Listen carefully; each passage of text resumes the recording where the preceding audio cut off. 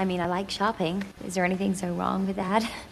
Stores are put there to enjoy. The experience is enjoyable. Well, more than enjoyable. It's beautiful.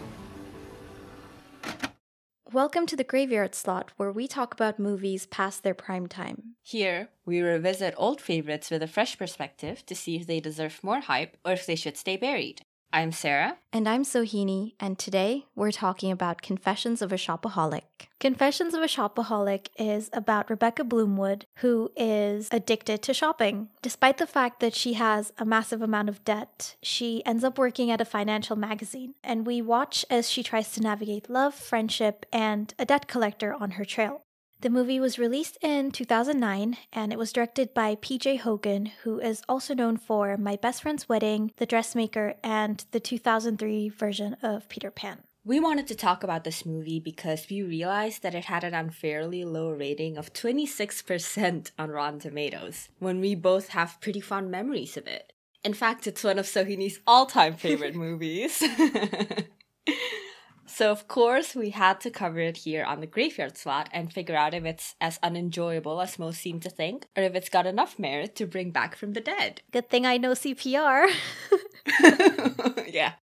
So, when I was reading reviews of this film, two of the main things that stood out to me in terms of criticisms people have about this movie is that, one, the timing of when it was released, and two, that people seem to think it has a confused message about materialism. With the timing thing, I can understand people's outlook if they had themselves been struggling financially or seen others around them not doing so well and then going into a movie that it's the story of privileged people, basically. So I can see how that might have rubbed people the wrong way. Yeah, mostly I agree with you. I understand people avoiding it, but when I read reviews along these lines, my first thought was actually like consumerism and financial institutions taking advantage of people is kind of the core of this movie, because they're saying that this is bad. If anything, I would think that the criticism would be that it's preaching to the choir. And what I would specifically agree with is that they don't do it enough. Like, they don't hone in that message enough. Or, like, they don't go so far as to completely make these finance guys the bad guys, which the entire world thought at the time. But they are the big looming villain. So I don't quite understand people who think this is disrespecting people who have gone through hard times. Although I do understand not wanting to put yourself through this movie at the time. I think the reason why a lot of people were not happy about this movie coming out when it did is that they think it's glamorizing materialism and telling you that, you can lead such a glamorous life if only you spend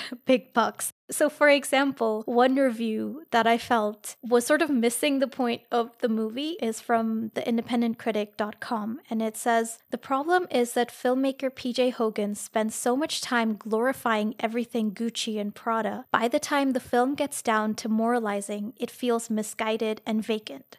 And I think it's just based on a misreading of the story, because the movie is very much from Rebecca's perspective. So we're seeing her viewpoint. We're seeing the world and the world of shopping and fashion through her rose-tinted glasses. So I don't think it's the movie that's saying consumerism is glamorous. I think that's just Rebecca's perspective. And I don't think the story rewards her for it. I understand where this criticism comes from, but like you, I think it's missing the point. Even if they want to say, like, just skip the glorifying part, and I'm like, but it's about addiction. That part where the person is falling into this addiction, where the person is still getting something from this addiction. It's saying that this is what it feels like as an addict. Yeah, and this is like anything negative that you might see on screen. Just because it's depicted on screen doesn't mean it's condoned. Exactly. And I think the movie doesn't even fail in doing that. it's pretty clear that they're saying like someone in Rebecca's shoes would feel that way. Yeah, upon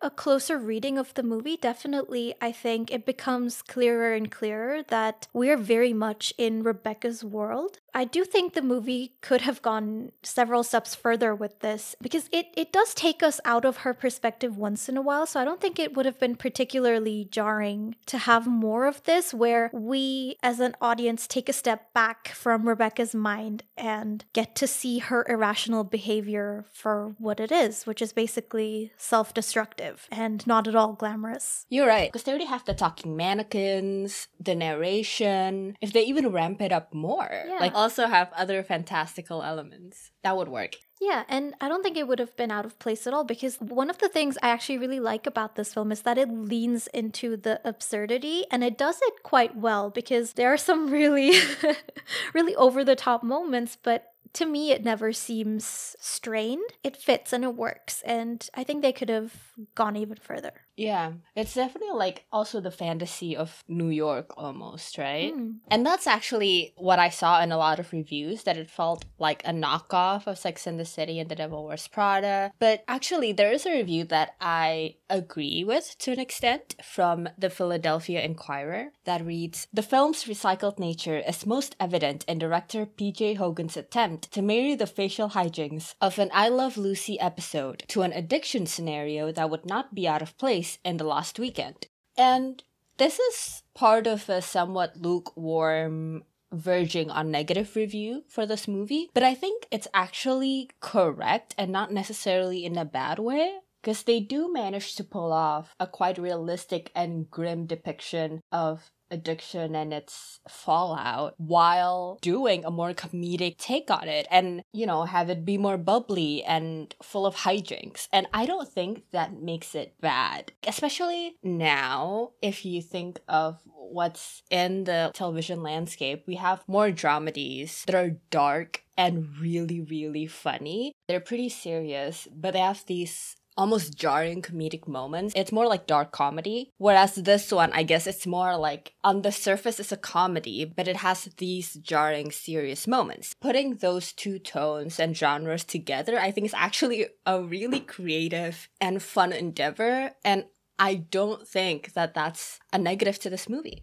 Yeah, if anything, this review sounds kind of like a compliment. Well, this review specifically is saying that the film's very recycled. Yeah, it's taking all the cliche moments. Yeah. Yeah, I get that, but I think there's enough freshness in it. Yeah, for sure. And like we always say, it's more about the execution. Yes, it is. It's about such a serious topic, but it's also so lively and fun that, at least for me, it makes for a fun comfort watch. I really enjoyed it the first time I watched it, but it didn't really stick for me. I don't remember much from it, and this time around when I watched it, it almost felt like watching it for the first time again. I didn't remember anything that happened. And everything you did remember was wrong. Yeah, I kept making guesses. But moving forward, I think it can become one of my comfort movies. I really enjoyed it. It was just so fun. Yes, come over to the, not the dark side, but to the right side. Yes. As usual, we'll be discussing this movie in chronological order. And we open with Rebecca's narration. Yes. So we see a young Rebecca in a shoe store, and it's immediately evident that her mom isn't big on spending because while the other kids get to buy these colorful, sparkly shoes, her mom is buying her these ugly brown things that's kind of making her the laughingstock among the other kids. Yeah. One of the first lines is actually something about mom prices versus real prices, which I'm not quite sure what the thread is, like how it informs Rebecca's character in regards to her relationship with her mom. Because it's not like she has a rocky relationship with her mom. It doesn't seem like she resents her for one thing or another. You know, it's just very matter of fact. But obviously some part of her addiction or her habit is fueled by this past experience, right? And even later on in the movie, we get lines from her mom where she's like, "Oh, Rebecca gets that from me. She knows how to save." And I'm like, is that true? Did she? All she got from you was like the opposite, in fact. It starts with that and then it goes nowhere. And I'm like, wait, are we just dropping that immediately? The impression I got is that her parents don't really know about her spending problem until it all Unravels. comes out publicly. Yeah. Yeah. Until then, I think her parents are a little bit deluded into thinking that they've passed down these great saving habits onto their daughter. Yeah. But that's a good point. That's something they could have explored. Yeah, maybe it's even something like the mom never went out of her way to get more luxury items at a low price. And that's why Rebecca never learned to, be smart about spending. Even though the intention there is to teach her daughter to be smart about spending in the sense that always just buy what you can afford. But instead, what ends up being absorbed by her child is that you just gotta pay what they ask you. Yeah, I wish I had a more insightful analysis on that. Yeah, I mean, I don't either. No, it's a good question. It's an open question. If anyone knows. Write to us Yes, at thegraveyardslot@gmail.com. We'll be waiting. Yeah. So we basically see the origins of Rebecca's spending problem in this opening scene. And then it transitions to grown-up Rebecca, who is now living her ideal life, I guess, because she can spend however much she likes and buy whatever she wants. And the use of color is something I really liked in this scene. Same. Earlier on, Rebecca even mentions it, right? The fact that all mom prices get you are ugly brown things. But she's wearing this quite colorful outfit, like a pale pink jacket. And as a grown-up, she's still wearing pink, but it's much brighter. Her whole ensemble is very saturated, warm colors. Yeah, exactly. And it's like she's embodying everything that she couldn't have as a child. Yeah, I like that. And I think it's through this use of color that it's pretty evident that we're seeing things through Rebecca's perspective. It's like this idyllic fantasy land that doesn't really exist in real life, because we know that the magic cards, as she called them, actually mean something very different. I agree. I think the movie does a pretty good job at putting you in Rebecca's mind and letting you see the world through her perspective. The voiceover is obviously a big part of that. And a lot of times the storytelling tool is unnecessary and a crutch that's overused. But it actually fits pretty well here and adds something to the story, which is always the golden rule. Don't use it or don't do it unless it adds something to the story. And in this case, you want to know why this woman thinks and acts the way she does, how she can get herself into so much debt. What is it about shopping, from her point of view, that's so desirable? And you even get a specific line from her that's like, that feeling you get when you have a crush on a guy or whatever. To her, that rush comes from shopping. And it's like a way to make the audience relate to you. Also, another thing that I noticed here is watching this movie without any preconceived notions or biases, I thought they were poking fun at Carrie from Sex and the City. Going by reviews, it was seen more as a ripoff than a self-aware parody, but I think it can easily be either. The difference is that Carrie, she's a journalist/writer who can magically afford all those clothes. And Rebecca, instead, is thrown into, like, life-ruining debt. You're right. Yeah, I can totally see that. Right? I can see it being a tired cliche or a tired character, but to me, it came off as a fun, self-aware, tongue-in-cheek thing. Yeah, it subverts your expectations that you would have from this type of character. Even working at a magazine, she ticks all the boxes except for the box of infinite amount of money. Yeah, but that's the point, right? Like, you want to tell the story and you're like, what will really drive this point home? Oh my god, let's take this fantasy woman that we all want to be and show the reality of her life. The point of someone like Carrie is that it's glamorizing that lifestyle. It's so alluring and attractive to the viewer, and you're supposed to believe that it's real, that it's achievable. But here, that's completely not the point. The point is that we're looking at it from the perspective of a shopaholic, which is obviously a glaring negative. It's in the name. It is self-proclaimed. It's about how consumerism destroys your life. I'd say that you wouldn't say a movie about the downward spiral of an alcoholic is glorifying alcoholism, but I wouldn't put it past some people, honestly. Sorry, I'm so upset by that claim specifically, because I get if you're tired and during this time you've already seen this character 20 times in the past 5 years, but aside from that, I don't think it's a valid criticism. I'm upset. If anything, I think a big indication of what this movie really is about is in the first few lines of the movie, they pan to her outfit and she's listing off the different things, but she's not saying the brands. She's saying the cards that she got them with. Yeah. She only mentions one brand. So it's more about the spending than it is about the actual items, which is a recurring thing we see throughout the movie, because at one point Rebecca stashes half her things away in a cupboard and it'll be impossible for her to get those things out and wear them in her daily life. But she doesn't care. It's more about buying those things and owning them rather than actually valuing the brands themselves. It's also apparent in one scene where she buys the sweater that's supposed to be cashmere, and the rush she gets is from spending it and not actually valuing the item. Like you said, either the quality or like the prestige you get from the brand. If she's the kind of person, because this is usually how it is, right? People who buy brands and stuff, it's more about like owning something of that brand, then she wouldn't care that it's 95% polyester or whatever, because it would still be whatever the fuck the brand is. Right.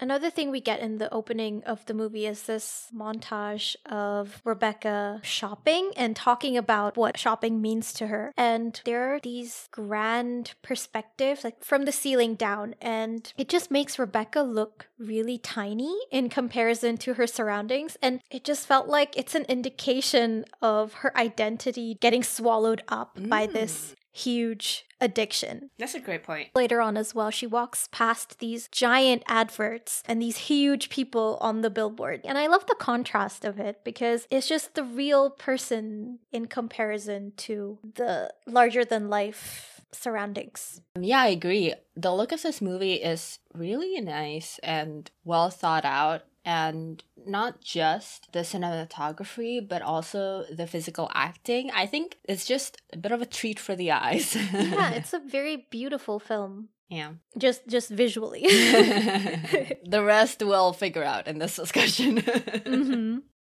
One line that I really like is when Rebecca compares a store to a man. She was saying, "A man will never love you or treat you as well as a store. If a man doesn't fit, you can't exchange him 7 days later for a gorgeous cashmere sweater. And a store always smells good."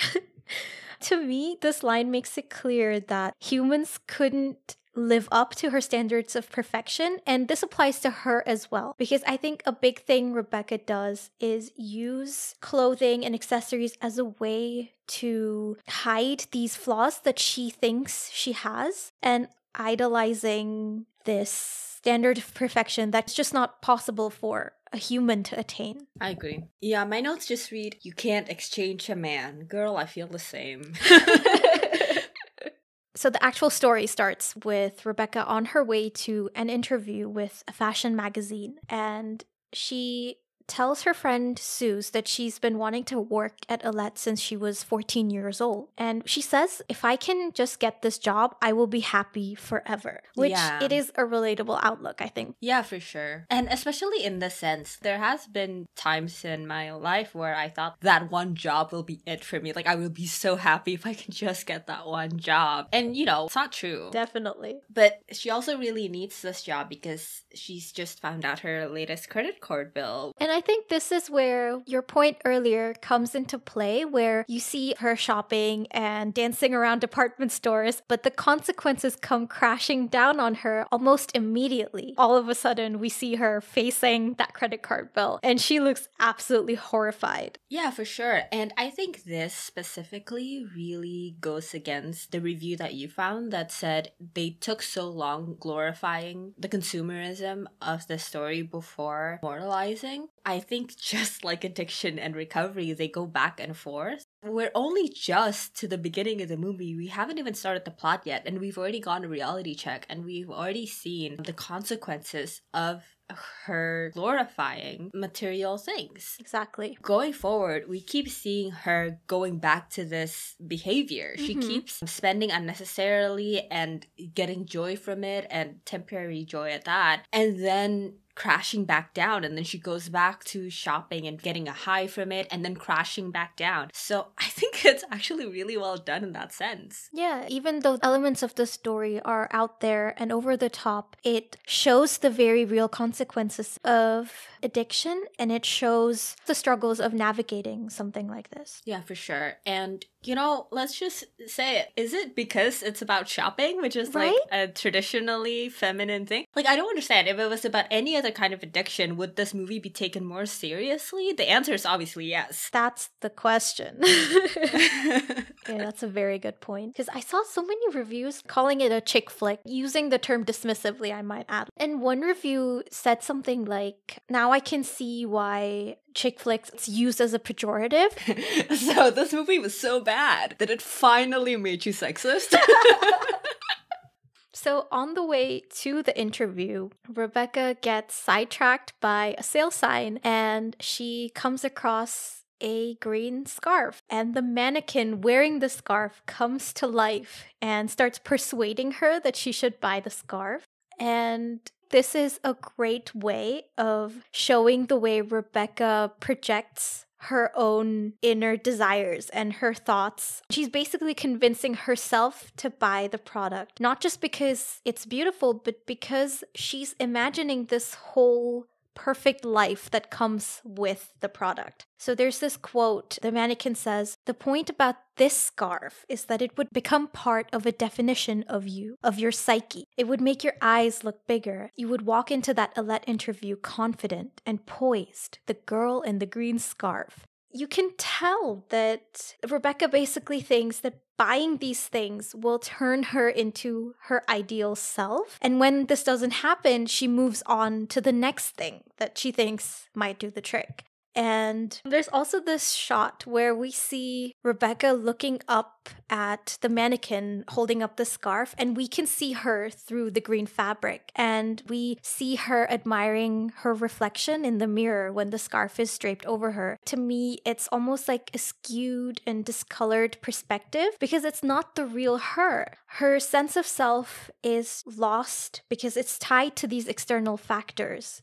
And we know that she's deluded about all of this, about how this will become part of her identity because, one, she only wears the scarf once in the entire movie. And two, we see later on that she has so many clothes, she even forgets that she has them. So her telling herself that she'd wear it with everything is a bald-faced lie.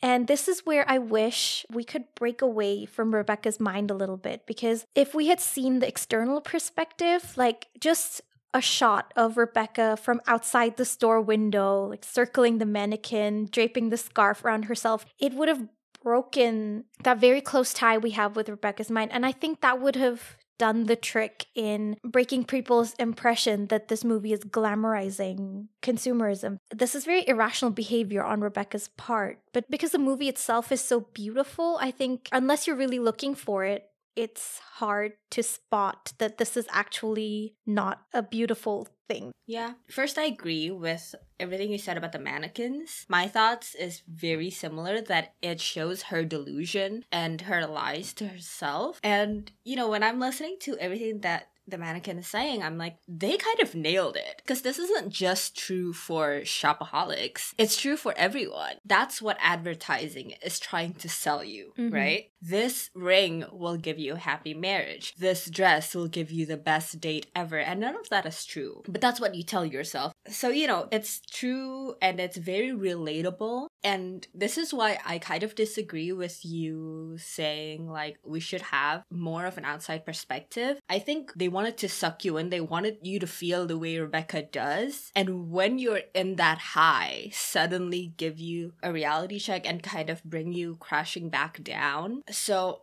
I actually like that it's not in your face and then you see Rebecca kind of like being a little weirdo, which would have been still fine. But I like the choice to not do that. And honestly, I don't think it's subtle at all. Like, I don't think it's like you can only catch it if you're really paying attention. So many critics miss the point. That's my issue. That's because they're being dismissive. True. And I don't want this movie to be worse just to cater to those people. Now, here's the thing. Sometimes we do see scenes not with Rebecca at all, like with Luke and stuff. So I think that argument would be valid because we get all of these other scenes with Luke. But otherwise, I think you don't need it. I think you want to be as sucked into Rebecca's perspective as possible so that you understand the overwhelming desire that's building in her and you're lured into this addiction alongside her. I understand what you mean. And that was my rationale, that it's not like we're exclusively in Rebecca's head all the time throughout the movie. But now that you say that, we have this stark contrast of Rebecca's excessive spending sprees and then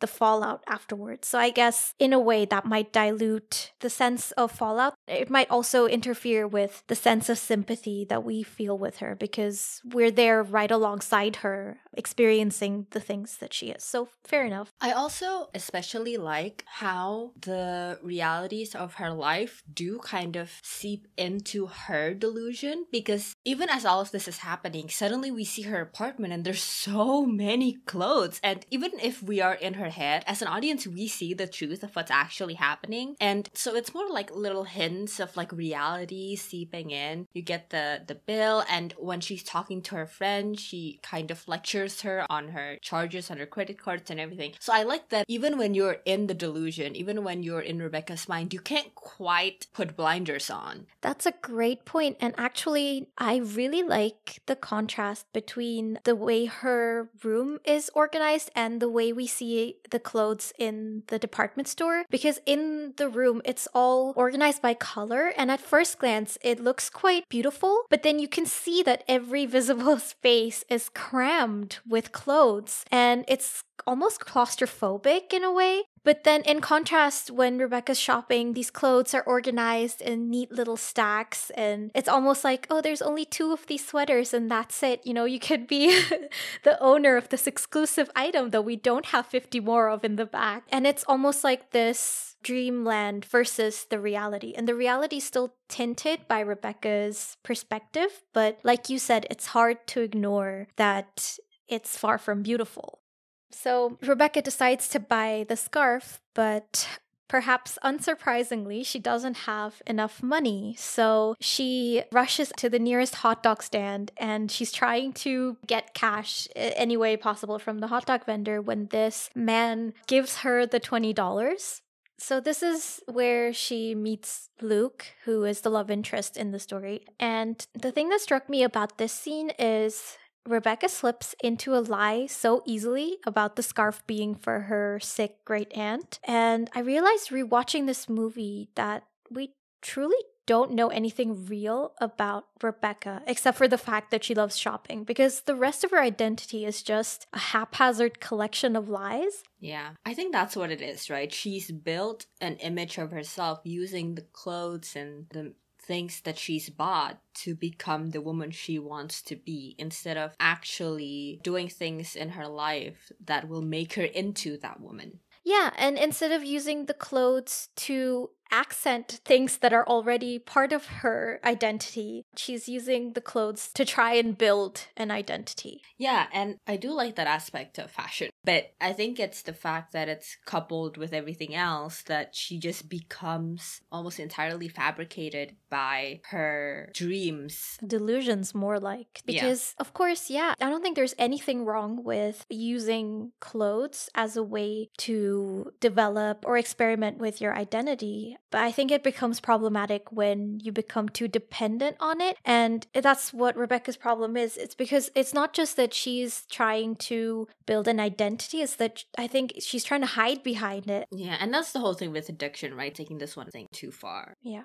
So Rebecca arrives at the job interview only to find that the position has already been taken by a woman named Alicia. And just when she and the receptionist are talking about Alicia, she walks by. And if we're meant to be seeing things from Rebecca's perspective, I think the fact that we see Alicia's shoes before we see her face says a lot about Rebecca. I'd like to believe that's what it's supposed to be about and not just how every camera seems to take in a woman. Yeah, let's give them the benefit of the doubt. I think it shows her mentality pretty well, that the power that Alicia has, the status and the image from her perspective comes from her clothes. Mm-hmm. And her bag pops open right when Alicia walks by. And that moment is funny, but I think it's also indicative of Rebecca's perception of herself. Because considering her identity is tied to these objects, the faulty bag is kind of like her seeing herself as faulty and not as poised as Alicia. I see that. Once she starts seeing Alicia as an object of desire, she's kind of reduced down to her parts because the first thing Rebecca says is she has the longest legs in the world. And maybe this is why we don't see much of Alicia throughout the movie, because Rebecca just never bothers to learn more about her, and all she is long legs and beautiful designer accessories and clothes. Rebecca sees Alicia as just this collection of ideals. Yeah, not as a human with flaws. And Alicia does have plenty. So what happens is the receptionist takes a liking to Rebecca and gives her a tip that she should check out Successful Savings and apply there instead because they're under the same parent company. And I really liked that it's not just the go-to fashion magazine that we always get in women-led movies. Yeah, it's another subversion of the things we usually see. Yeah, the things we expect. And it's like, I like fashion as much as the next guy, but that's not all women like. We have other interests. Shh, don't let them know. It's just like, oh, a woman has a job. What should she work as? Well, it has to have something to do with clothes, right? And I don't dislike that a fashion magazine is her dream, but I do like that we see her in a different kind of job. Because that's what happens in real life as well, right? You can dream about it and you can work towards it, but it doesn't just magically appear for you. Tell me about it. And yeah, that's also another thing that I like, that she isn't a character who just has a job fall into her lap.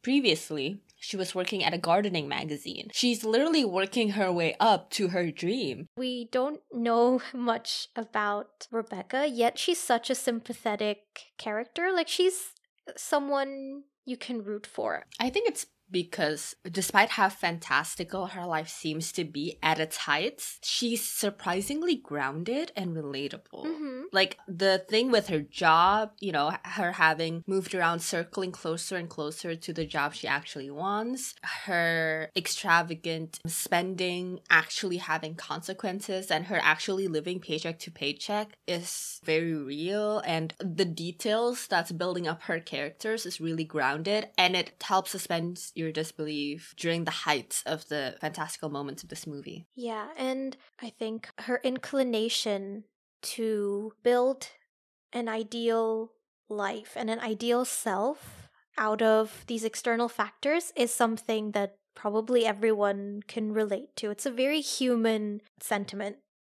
So Rebecca agrees to go into an interview with Successful Saving, and her interviewer turns out to be Luke, the guy who bought her the scarf earlier. The guy sees that she still has the scarf with her, and it's not for her great aunt after all, and, you know, he caught her in a lie, which is a pattern that will keep happening and a big part of the climax of this movie. This is a nitpick, but I was just like, just put the scarf in your bag or in your coat or something. Like, put it in the pocket of your coat. Or just say that you're gonna give it later. Yeah, I guess since she made it out to be such a huge emergency, but I see her point because she lies a lot, but she's not great at it. yeah.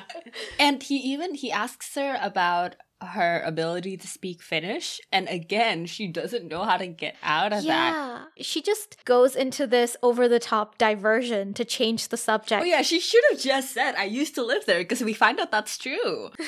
But yeah, this is a really funny scene. I really like it. Yeah, same. Here's the problem. Is Rebecca Bloomwood just another clumsy rom-com protagonist? The answer is yes. Does it work? Somehow also yes. Isla Fisher really pulled it off, and I think it's because that kind of almost slapstick comedy was more present in this movie, so it's less about just her being really clumsy, and rather the entire universe is this more over the top, lots of physical comedy, and it's less out of place. That's a great point. I don't get the sense of Rebecca being clumsy in the quirky, not like the other girls sense at all. She's just a really awkward person. She's not smooth. I'm sure all of these reviews think she's like supposed to be the ideal woman, and she's not. You only think that because Isla Fisher is playing her character and she's dressed up in these pretty clothes. But if you actually look at her character, she's not that quick and smooth and, the fantasy character that you want to be, where you always have the perfect comeback or the perfect solution to things. She's just really messy. Yeah. So in the aftermath of the interview, things get worse for Rebecca because she loses her job at the gardening magazine. And on top of that, she finds out that her debt has racked up to $16,000. So we see her and her best friend trying to solve this problem. I was thinking, I know this is how it gets solved later on. But I'm like, just sell your clothes. I don't understand. Right. Because they have this whole thing about getting rid of your clothes. And I'm like, sell them. Exactly. The recent purchases, return them.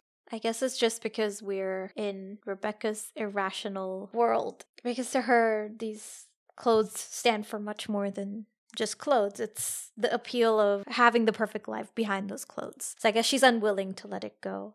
Yeah, and for her, it's a part of her. She can't sell a part of her. Exactly.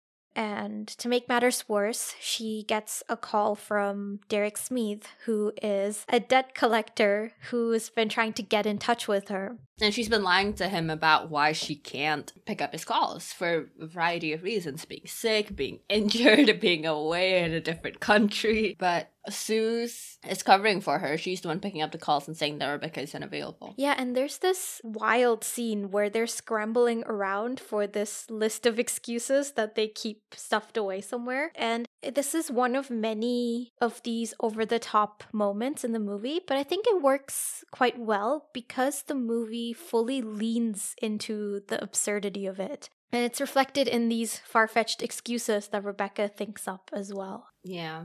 And I've already said that her apartment is crammed with clothes and all. But again, I really like the set dressing for this movie. The world of this movie is very believable, and her apartment is no exception. So Rebecca manages to make up another excuse to ward off Derek Smith for the time being, and she and Suze basically spend the evening getting hammered to confront Rebecca's substantial debt. And in her drunk state, Rebecca decides to send off an article to Alette and a scathing letter to Luke. But of course, the letters get exchanged, and so the next day, Rebecca finds herself with a sort of temporary job offer at Successful Saving, and she realizes that she's sent this very insulting letter to the editor at Alette. The scene where she finds out, actually, she's at this flea market with her parents, and the colors, it's such a contrast with the previous scene where she was in her apartment and the lighting was all pink and very saturated and warm, whereas here it's all muted and gray and the things are brown. Yeah. Just like she said.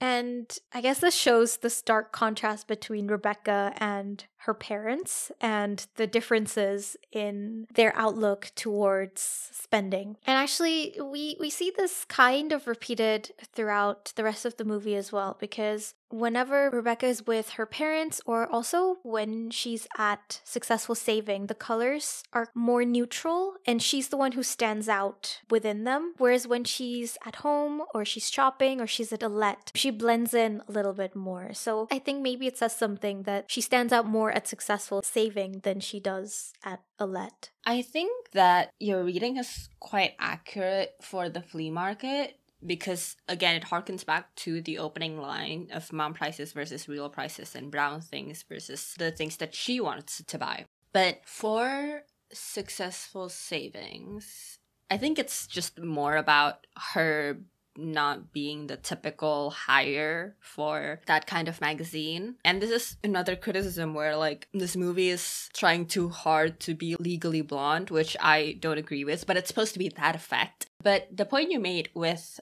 the Alette thing is interesting because I don't think that's true. I think even in Alette, she stands out because whenever she's with Alette and Alicia, those two are wearing like metallics and dark colors. But Rebecca actually has her own style. And we see that later on when they're picking out clothes together and she picks brighter colors instead of what Alette picks. That's a great point. Although I was talking more about the setting than the characters because she's surrounded by these similarly bright clothes. And obviously she would fit in this sort of environment, but even though the movie is pushing her to be the fish out of water in a financial setting, her talents stand out more at successful saving than they would do at Alette, I think. Yeah, I agree with you in that aspect, but I still don't think she fits in at Alette. Not just because of the thing that I said. Like, even when she's trying to, like, grab the letter back, the Alette office is almost depicted as this sterile place. Yeah, true. So it does make me wonder now, maybe it's not true that she's pretending to be someone she's not through all these clothes. Because it is very her. Like, the style is about her rather than her following trends. I mean, yeah, she definitely has a very established sense of style. That's not the issue. It's just what the clothes mean.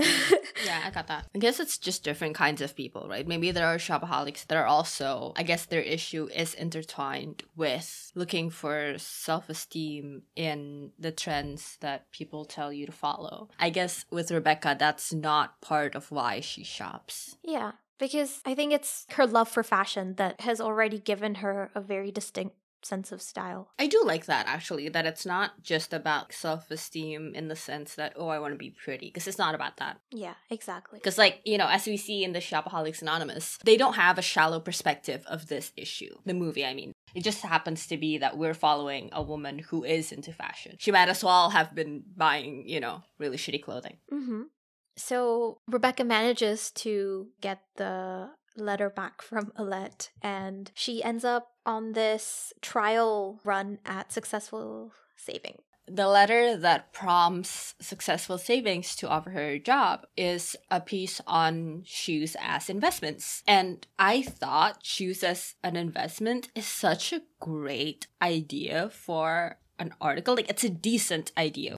A lot of the times, it's always like, oh, they're doing something really mediocre or even outright shitty. And in the movie, somehow the boss is like, oh, this is amazing. And it's like, you're just supposed to believe it because they can't come up with a good enough idea. But this one actually flies, for me at least. I feel like that is a good enough idea to pique an employer's interest. And I really like that Luke takes a chance on Rebecca, that he didn't dismiss her article just because it was using shoes as a metaphor. He's actually interested in taking this magazine somewhere new. And what he sees in that article is not someone who's shallow or quote-unquote just cares about fashion or can only talk in shoe metaphors. What he sees is a way to talk to the masses in a way that they understand, that's relatable, that is attractive to people like Rebecca. Yeah, he has this really great line to one of his superiors when he says, "You hired me to create a product that sells, not to sell a product." Because he's not looking to just take a shortcut. He wants to genuinely create something that has value. And helps people. Yeah, and he involves Rebecca in this, which just shows that he's got so much trust and confidence in her, despite their questionable first impression. So we see Suze and Rebecca in this bookstore and she's picking up a Money for Dummies book so that she can do her job. And what they end up picking up as well is an instructional DVD on how to stop being a shopaholic, or on that issue. And I get that Suze is pushing her into all of this. But even as the DVD is going on, Rebecca is still very much in denial. But then we suddenly see like a montage of her trying to follow the instructions. And she's not successful in following them. She exploits all these loopholes to still keep all of her stuff. I don't understand what prompts her to even try and follow the DVD. Because up to that point, Rebecca doesn't show any indication of possibly wanting to make any progress. I don't see what changed between her saying no to suddenly doing it. You're right. With the voiceover of the Shopaholic guy in the background, it doesn't quite make sense. But for me, it's more like she's still in denial about being a shopaholic, but she just recognizes the fact that she doesn't have any more money at this point. I see that. One of the first articles she gets at Successful Savings, she tries to work on using her For Dummies book. And Luke obviously notices, but then he catches her Googling the topic that she's been assigned. Luke is actually pretty sympathetic, and he takes her to this stockholders meeting for this giant company. I really like that he does that. He's a really tolerant boss, and like he must have really liked her writing to take so much of a chance on her. And I don't actually find that hard to believe because he is trying to take this company in a different path. So it makes sense to me that Rebecca's perspective would stand out and would prompt him to do more than just the bare minimum, you know? Because he's not just taking a chance on her, he's taking a chance on his vision for this magazine. I really like everything that he teaches her during this meeting. And what we get from the scene is seeing that Luke is a good boss and a good mentor, and he's good at his job, and he's earned this position in the magazine. And that's important, of course, moving forward, knowing his background and all, that we know that he actually is very hardworking and very good at his job. Yeah. So after the meeting, Luke gives her a deadline, but once again, Rebecca gets sidetracked by news of a sample sale. I really like the turn we take here because it happens right as Rebecca is feeling empowered by Luke's trust in her, because she takes in what Luke teaches her in that meeting and she is about to apply it to her work. And we get this whole like shot of her turning around and she looks so powerful. And then the thing that's been plaguing her this whole time, her addiction, comes back and sucks her in again. And it's just so real. Like, it affects so much of her life. It's not just the little things, you know, it's taking her away from her job, making her miss her deadline, and of course, adding on to her debt. The thing with addiction, the thing is that it affects you all the time, which means that it affects you during the really important moments of your life. In this movie and in real life, something like this would be a big, significant moment in her career and in her life to secure this job that she really needs. So it's something really meaningful. But then she loses herself back in this addiction. And I really like how prominent that was. That's a great point. And this sample sale is sort of like a stampede, and everyone is chomping at the bit to get in and get those sale items. And this scene might be slightly stereotypical, but I've seen like news footage of similar things happening on Black Friday, and the whole scene makes me wonder how people can think that consumerism is being glorified, because there's nothing glossy and glamorous about it. Yeah, for sure. And like you mentioned before, we see this up and down during the sale as well, when Rebecca is trying her best to control the urge as much as possible. And in the beginning, she's just gonna buy a pair of gloves, but then she spots that pair of boots that she really wants, and she gets into this fight with another woman, and all of a sudden we see her surrounded by a mound of shopping bags. She just couldn't help herself, and that is realistic.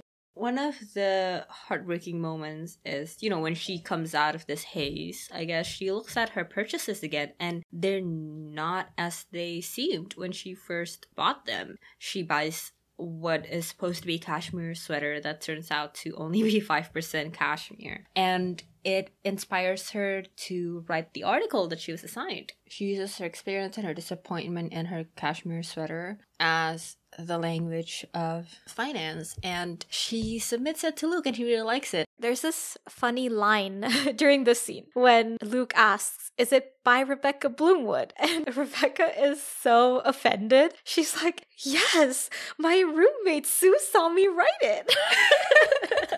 When the whole time he's just asking about the byline. Yeah. I think that was so funny and really believable. And like, you can tell she does have this insecurity of being part of this magazine that she's not quite qualified for. And she knows that other people wouldn't think of her as the person who would write for this kind of magazine. That's a great observation. Rebecca decides to go with the pen name, The Girl in the Green Scarf.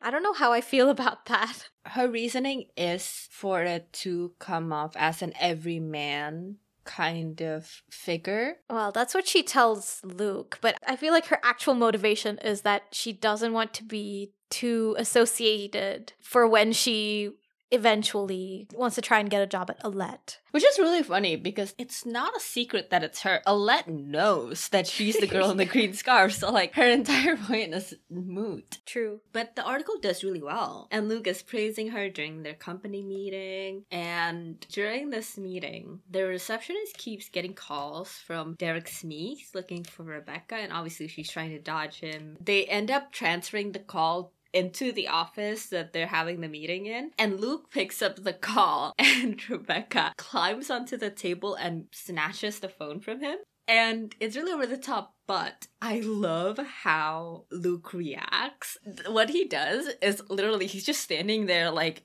lost, and his face is so passive. For some reason, that really sold the scene for me. Yeah, it's that contrast between the one who's doing all the absurd things and the straight man in comedy. Yeah, exactly. What I noticed is when Rebecca is lunging across the table, the same music plays as when they were rummaging around the flat for her list of excuses, and also when she was at the sample sale. Oh. So it's like a recurring theme whenever she's doing something absurd. That's really interesting. I love that. So maybe even though we're getting all of these glamorous shots of shopping malls and Rebecca's poetic words about the way shopping makes her feel, I think the movie is encouraging us to see it as another one of her irrational outbursts. Yeah.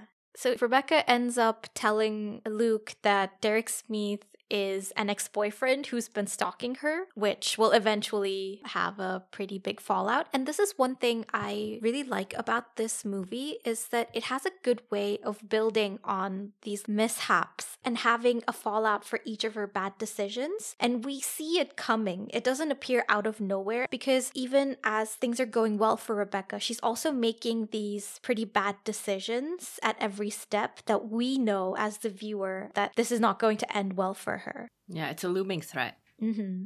We get a scene of them wedding dress shopping for Suze, and this is actually one of my favorite scenes. I really like their friendship. I think she's not a great friend to Suze, even though Suze is there for her every step of the way. It just doesn't feel like a mutually supportive friendship. I think they do a really good job of showing how addiction can deteriorate your friendships and your relationships. But I don't think that outside of that, I mean, I guess the problem is that we don't see much of their relationship outside of Suze helping her with her addiction. I guess what I'm saying is that I don't get the sense that she's a bad friend. But you're right, we don't get any proof otherwise. Yeah, every time they're together in a scene, it's mostly about Rebecca and solving Rebecca's problems. But maybe it's what you said about addiction impacting your relationships. I do think it's still a valid criticism of the movie, because even if that's true, I still would have wanted more from Suze, I think. I actually think that their relationship is really well built in this movie. And so imagine if it had been even better, you know what I'm saying? Yeah, exactly. Again, I really love the way this movie is directed and performed, but there's this part, I'm sure you noticed this too. She's in this really big wedding dress, and she's lecturing Rebecca about, drowning in all her lies and her debt and whatnot. And she goes and jumps onto the sofa that Rebecca is on, and her dress poofs up and literally drowns Rebecca up to her neck. I just really like how the script and the dialogue and the narrative and the visuals all thread together and line up. this scene really encapsulates how well this movie works, because it's all of these moving parts working really well together. You're right. This scene, even though it might be one of the more unremarkable ones, it actually does do a really good job of establishing these characters' relationship. It all feels really natural and effortless, and it's not at all hard to believe that these two characters are best friends. I didn't get why Suze is suddenly teasing her about Luke. I don't feel the romantic tension between Luke and Rebecca. I think they have an excellent dynamic. I really like their characters. I like their characters together, but I don't think it's translated into romance quite yet. I also like them together romantically. I just, at this point in the movie, I didn't feel it yet. Yeah, it's more like she's signaling something's going to happen to the viewers, Yeah. than she is talking to her friend. I understand if it's like, Luke is so nice, he taught me this, he taught me that, he believed in me, I think he's such a great guy, then I would be like, honey, do you have a crush on this guy? But there's nothing prompting it. Yeah, that's true. So we get to the conference, and it's in Miami. But guess who's back? Back again! My favorite character, Derek Smeeth. I really loved the Derek Smeeth villain shtick. The way they frame him and the way the scene is shot and everything. But what Rebecca does here is change the ringtone for Derek Smeeth to a special ringtone that was like, do not answer, it's Derek Smeeth. But why couldn't she have just changed it to a special ringtone? Like a different ringtone. That's not her usual ringtone, but it doesn't announce to the world. Part of me thinks it's probably like an advert for what your Nokia phone can do. I also like the way they characterized Derek Smeeth. When we get glimpses of him, but his face is hidden from us, it sort of reminded me of Unseen Dangers, like the shark from Jaws or like the T-Rex in Jurassic Park. Yeah, I mean, well, it's supposed to be a comic book villain where you only see like their mouths and the way he talks and how he's shot from behind, and it's just the shoulders and neck. It's all supposed to be a comic book villain, and it's wonderful. Yeah, and I don't think anything less would fit the tone of this movie. Anything else might fall flat. Rebecca and Luke get to know each other better and they go shopping, and what we find out is Luke, he's got this really well-known family name. And there's this one part where Luke asks her take on him. She says, "You're a bad investment because you're a workaholic, blah, blah, blah." He looks so shocked. That one scene, like the way it was directed or just the way he played it, really threw me off, because that can't have been the first time he heard something like that. What I think he's shocked by is not the fact that Rebecca is calling him out to be a workaholic. It's more that he thinks working day and night, slogging away at this magazine is worth it. But he's shocked to hear Rebecca say that this is not going to get you anything in life because you're not reaping any of the rewards. I think this is something he didn't realize, and that later spurs him on to start his own company and break away from this nepotistic family. And I think this is his wake-up call. That's a good point.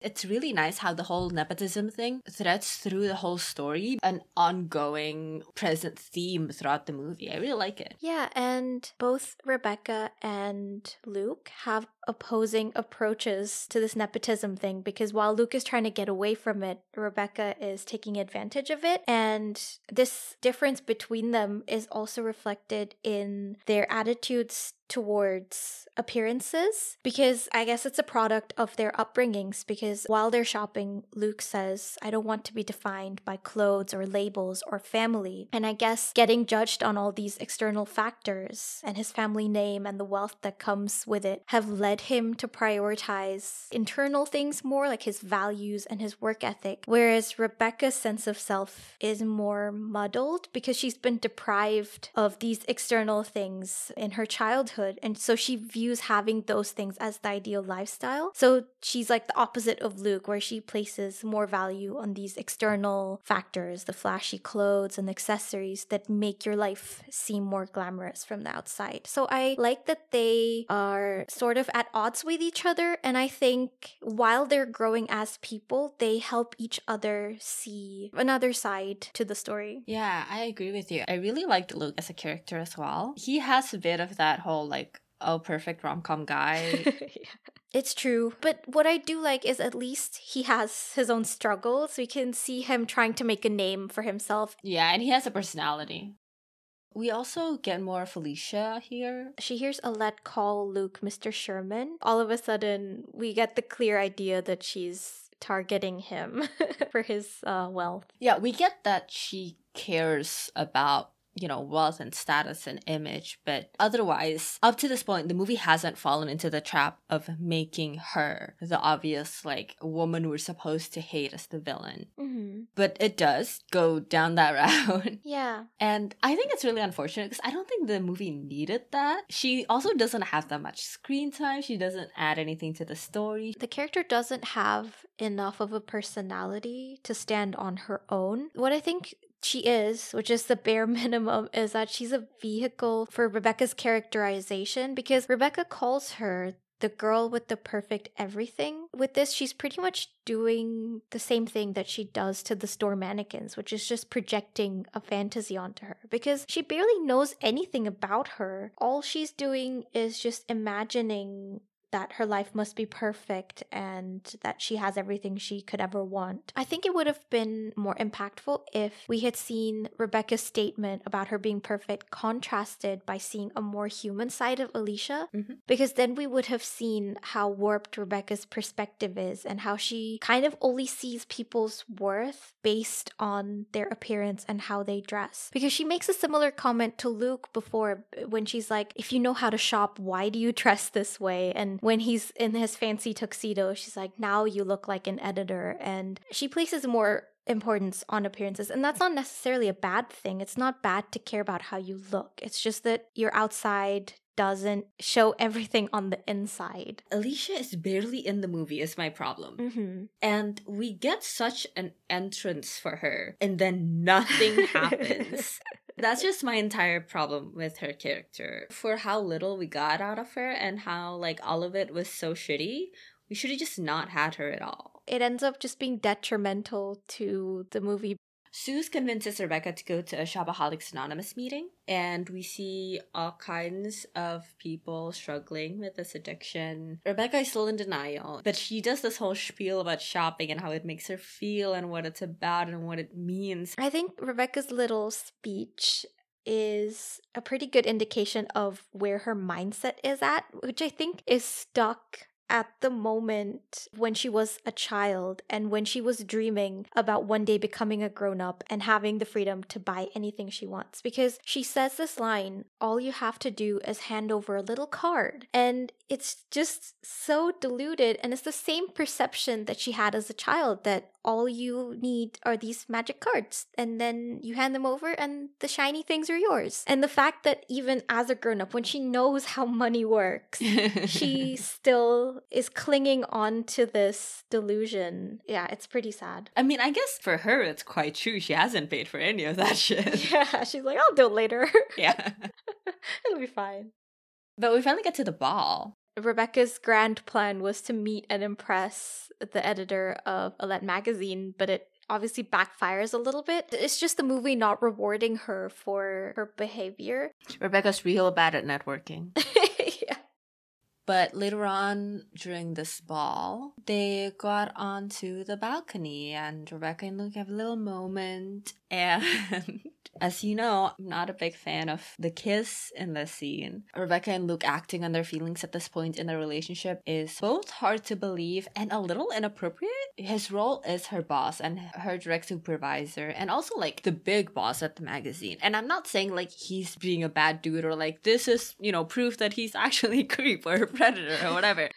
I think they should have just waited to have the kiss later on, because at this point, they've just started becoming friends. Mm-hmm. And I think if they let that simmer and let that tension build, it would be better for the story and the structure and the development of the relationship and characters. Yeah. It's sort of the same as Sue's having to articulate that something romantic is coming up. Yeah. Because right after this scene, we get a pretty big fallout between Rebecca and Luke. And I think the filmmakers were potentially worried that we need a deeper connection between Rebecca and Luke for that fallout to have a bigger impact. They underestimated the impact of their friendship. Their working relationship as well. They complement each other really well. And they trust each other and they've relied on each other. Yeah, and I think it would have been impactful enough for this trust between them to break without this relationship also having a romantic undertone. It's just the movie needing it to happen. Yeah. Because they're like, we need to show that they are now romantically interested in each other. But it's like, we can see their bond slowly building, and that's enough. Yeah. And it's even more heartbreaking, honestly, if their trust breaks right before they've even acted on their feelings. Yes, that's what I'm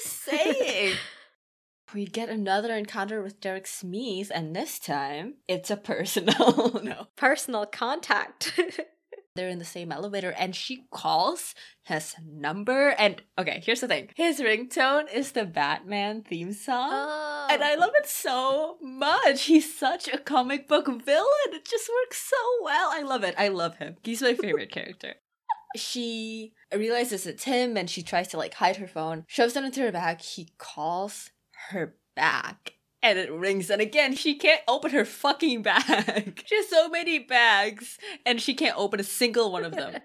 She somehow escapes and is going to her appointment with Olette to get dressed by her for her upcoming TV appearance. Rebecca stands her ground and she picks out something that fits her own sense of style, which Olette seems to appreciate. Maybe it was just an evil plan all along to poach Rebecca from successful saving. And in the process, she bankrupts Rebecca further. Well, to be fair, she doesn't know that Rebecca's in crippling debt. Mm-hmm. But they're about to. Yeah, Alicia picks up her phone when Derek Smith calls. And I guess we're supposed to infer from this scene that she's the one who gives information to Derek Smith about Rebecca, but it's not even explicitly said. It doesn't really go anywhere if you don't read it that way. Yeah. But speaking of dresses, we get to see Rebecca in a bridesmaid dress. Oh, right. But because she's actually attending Shopaholic Anonymous after this, she ends up getting both dresses confiscated and sold to a thrift shop. It really broke my heart. Yeah. And I get that Rebecca is protesting, but I feel like she's not trying hard enough. Yeah. It was so hard to watch. She ends up having to buy the dress back, but she only has enough money for one of them. So the question is, does she get the fancy dress for her TV appearance or the very meaningful bridesmaid dress for her best friend's wedding? And what do you know? TV. Yeah. She's on this talk show together with Luke. They open the floor to questions, and who else would it be but Derek Smith? Dun dun dun. I actually really like the way he introduces himself because he's like, I'm having trouble with debt. Miss Bloomwood's debt. You're right, he is a comic book villain, honestly. You know, this is where Luke finds out the truth about Rebecca's debt. It discredits her, right? Because she's been writing articles about savings and how to manage your money. Yeah, it's especially painful because moments before, Luke and Rebecca were talking about how important it is to have trust. This is followed up by a confrontation between Luke and Rebecca. I don't know that I like the scene, actually. It's not nearly as powerful as the later one, with Suze. Yes, you're right. And in that scene, they don't even say much. And it's 10 times more powerful. I think it's some of the writing. They already have such good setup. It should have been really powerful because their relationship is really well done and quite solid at this point. It was simmering in that scene when they were doing the TV show, when they just looked at each other and they couldn't say anything yet, but then they couldn't really build up that tension. Yeah, they just didn't pull it off, unfortunately. I think the thing with the kiss, again, having it so early and so out of place really cheapens this moment. They really jumped the gun with the kiss. I agree. One thing they don't really use during this conflict scene is the fact that Luke always stands up for Rebecca without fail. They just never got to the meat of the problem. They didn't even say I trusted you or whatever. It's just it was all a lie. And the lie is the surface level, You gotta dig a little deeper. Yes. But yeah, in the aftermath of this fallout, we get this heartbreaking scene where Suze is emerging from the building to comfort Rebecca, but she sees this homeless woman wearing Rebecca's bridesmaid's dress, and she realizes that things have gone so bad that she had to give away, something so important to their friendship. Yeah. Again, they do the addiction part so well in this movie because it hurts everyone in her life and every aspect of her life. How she was already relying on her friend for a place to live and finally loses that safety net when the addiction catches up to her and she, loses her job. Like you said, there's not much said in the scene. I think there's a line or two, but it's so powerful and it totally made me cry. The reason it's so powerful is because of everything that's led up to it. If they relied on history when they had the confrontation between Luke and Rebecca, then it would have also landed better. Yeah, rather than the budding romantic feelings from 2 seconds ago. They knew how to do it for Suze and Rebecca. They should have just done the same with Luke. Would have been much more powerful. But we see more of Rebecca at home.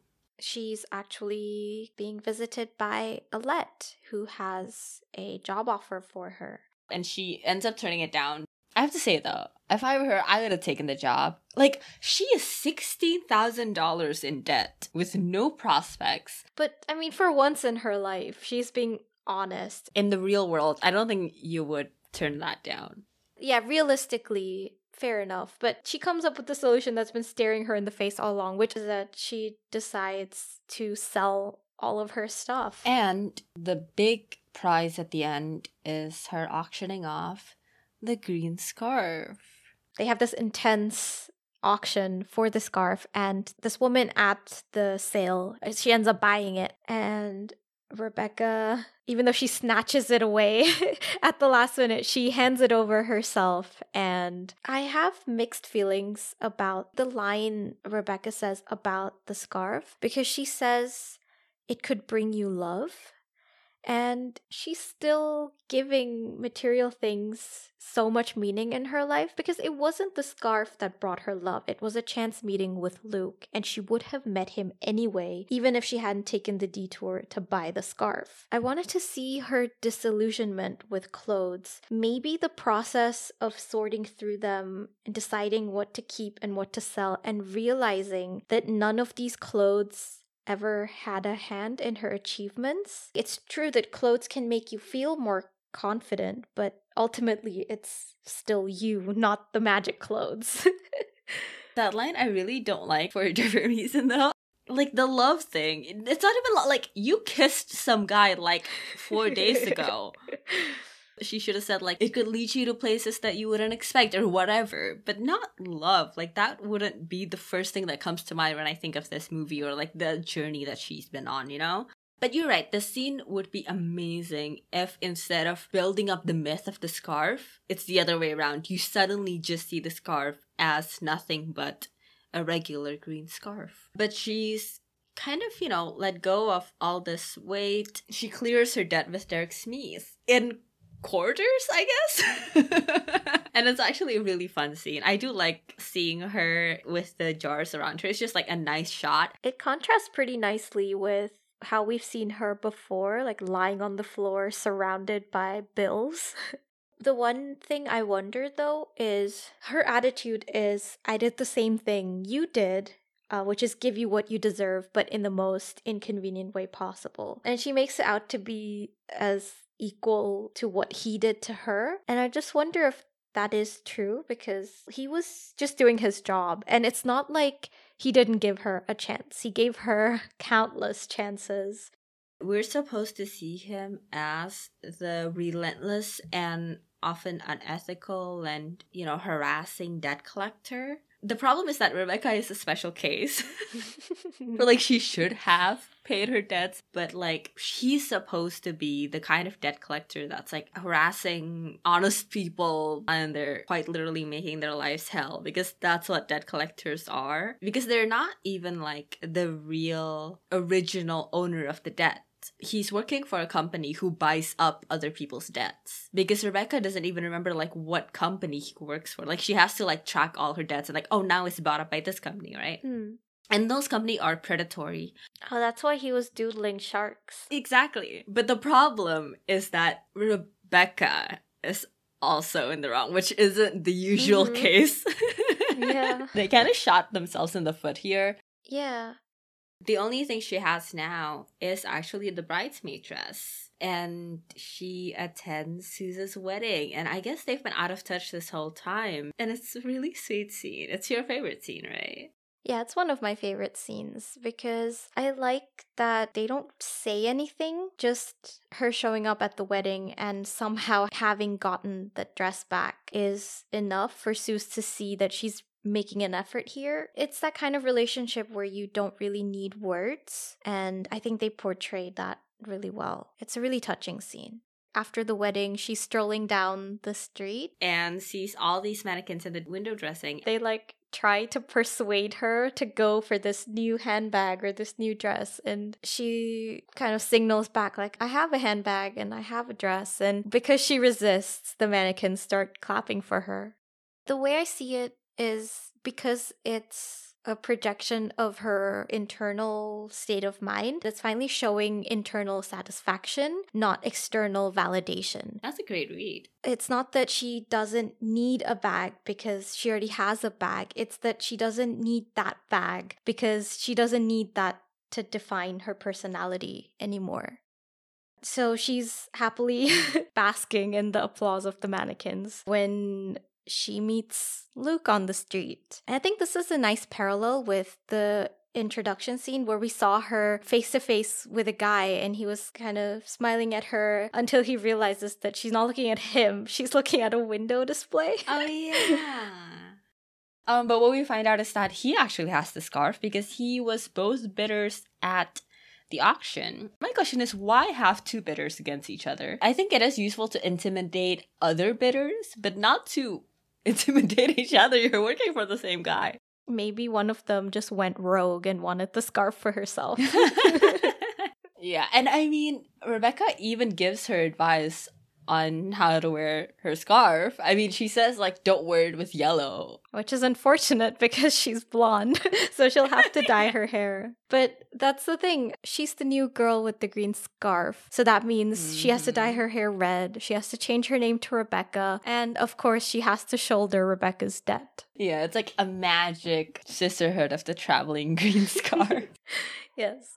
Now that we've talked about it in depth, and that scene auctioning off the scarf should have ended with her saying it's just a scarf, or like her being disillusioned. It almost negates the whole point of the movie and the sale and everything, that she gets the scarf back. Yeah, true. It trots a little bit on the character development, but I guess in a way it's him reaffirming that she's still the girl in this green scarf, the writer that he trusted. I actually like that. No, that works for me. There's this little moment where they share a kiss at the end, but Rebecca kind of glances at the window display out of the corner of her eye and shares a smile and like a wink with the mannequin. And I kind of liked it because for me, it maybe shows us that the appeal of shopping is never truly going to subside for Rebecca. I mean, that's fine as long as she learns how to balance it with other aspects of her life. I mean, that's the thing with like recovering addicts, right?